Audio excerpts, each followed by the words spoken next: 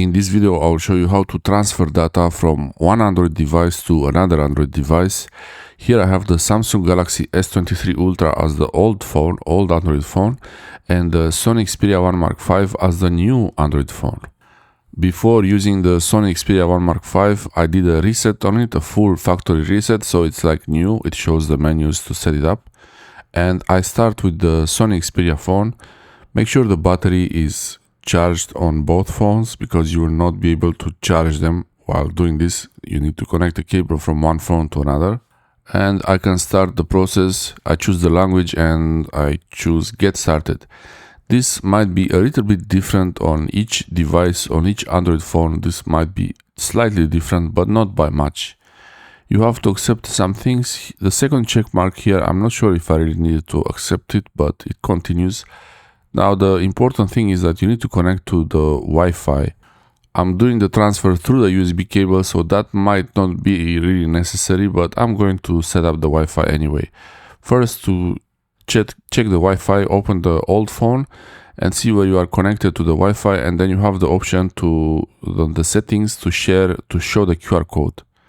So I have the option to show the QR code there. Once I show the QR code from the old phone, I go to the new phone, to the new Android phone, and I add network, and then I tap on this QR code sign there, and then you scan the QR code. I will not show the QR code right now, but you will scan the QR code and it will automatically connect to the Wi-Fi. You see, it's already connected. When scanning the QR code has to be in that picture, the little window of the camera. I agreed only to the necessary checkboxes and I continue with the next step. Now, this is the important part: copy apps and data. You can skip this, you can set it up as a new device, but I have the old Android phone here next to me and it's working, and I would like to copy data from it so it's easier to set up the new Android phone. You can set it up as a new phone, but it's much easier like this. So I press next and then I choose use another device. Okay, you need to use an Android device or even iPhone or iPad, so I turn it on and keep it unlocked with the cable. The cable is important. You have to use a high-speed data cable.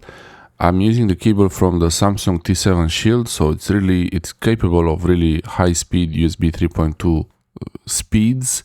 If you're using a slower cable, it might take longer to transfer the data. So first I plug it in one of the devices, and then I plug it in the other device. The orientation doesn't really matter, but I had these markings of up for the computer for something else.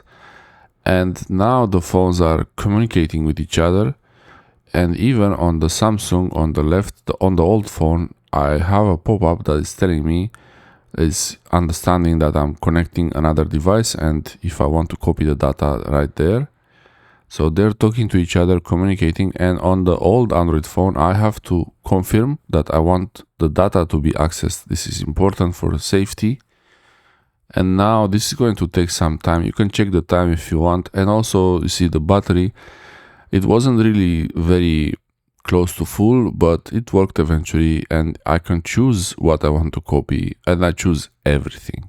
This process would copy also pictures and videos, but I removed those from the old phone just to make things faster here, so I don't have to wait too long. Also, the space on the old phone is 512 GB and the new phone is 256, so it might not even fit if you don't remove some things. You have to agree I choose not to back up photos and videos because we don't have one of the premium plans for Google One or the cloud backup, and it's taking less space to copy the apps only without photos and videos. I set up a passcode and also a fingerprint. I really recommend to use fingerprint. On this phone, it's on the side, on the Sony Xperia 1 Mark V, but on most Android phones, it will be on the screen. You have to agree to all the steps and even the cards if you want to add. I could leave some things for later. You don't have to do all the steps right now. And these are additional apps that are being installed on that phone, on the Sony Xperia phone. And many steps. I prefer to hide the sensitive information on notifications when the phone is not unlocked. And now it's almost finished, almost there. So I will let them finish the transfer. And actually this video is a bit speed up, it's high speed. You can't see the time on the phone, how it was when it started and what's the time when it's ready now. It's actually not ready, and it's still now it's installing all the apps, and some of the apps might have the data saved already, so it's like the old phone, but some of the apps will not have that, so you will have to reset up some apps, you will have to sign in again. And you get also notifications on your emails that there is a new device attached to your Google account. The Google accounts from the old phone are transferred automatically through the cable. So that's very convenient. This is a really nice way to set up a new Android phone, especially if you get a new phone. So you don't want to go through too much trouble to set up the new phone. Also, don't forget, if you have a physical SIM card, to transfer the SIM card also. And the SIM card on the Samsung Galaxy S23 Ultra is on the bottom here. And if you have this phone, be careful with you have the signal there, there is signal for the network. Be careful, the hole for the SIM card is very close to the microphone hole for some reason, and yeah, you don't want to try to eject the microphone hole. And yeah, the SIM is still there, you will see it there, so it's the SITA SIM.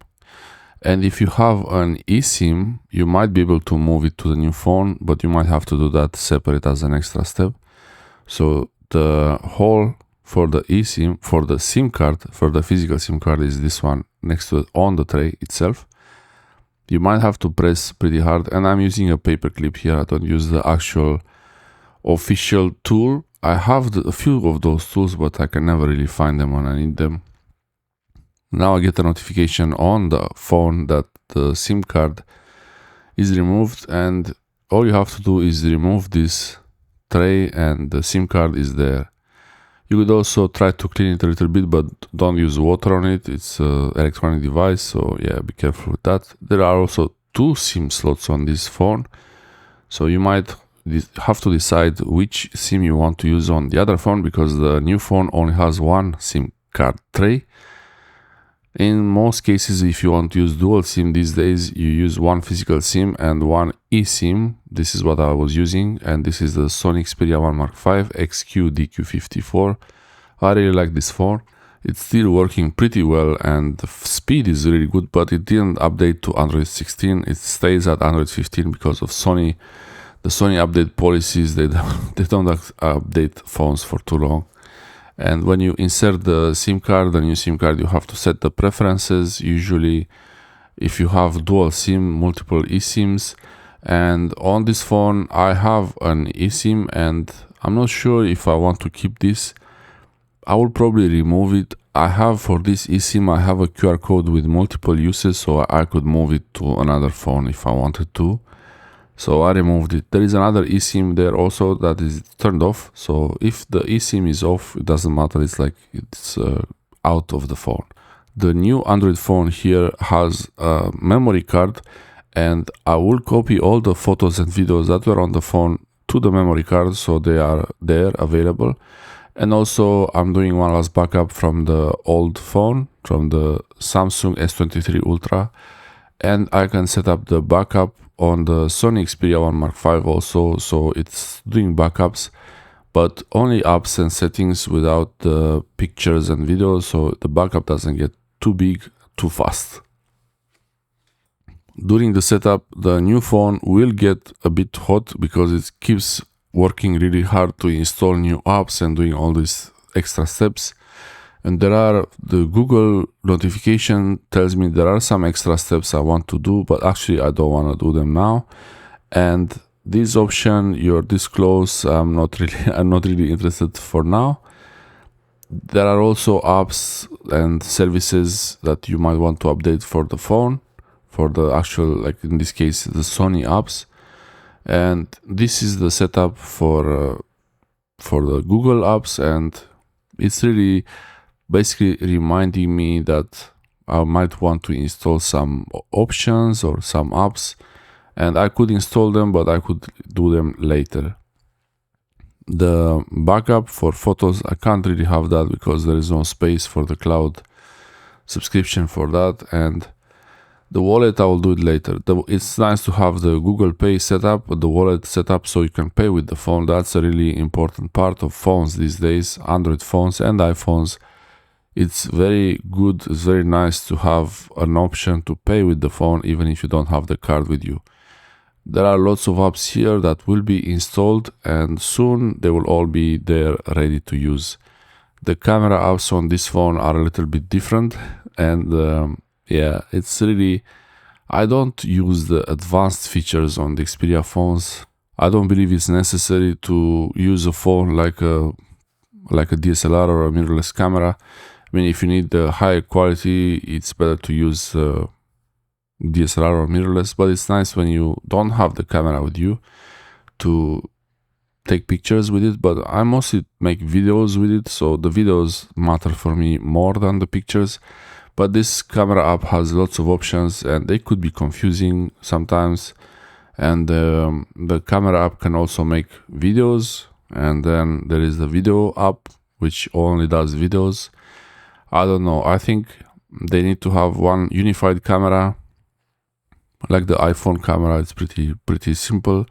There is the Blackmagic camera, you might be able to use it, but it doesn't really work so well on Android phones. So far I didn't see one Android phone where the Blackmagic camera app works really well, and I actually don't use it on the iPhone. It's really, that one is also too complicated.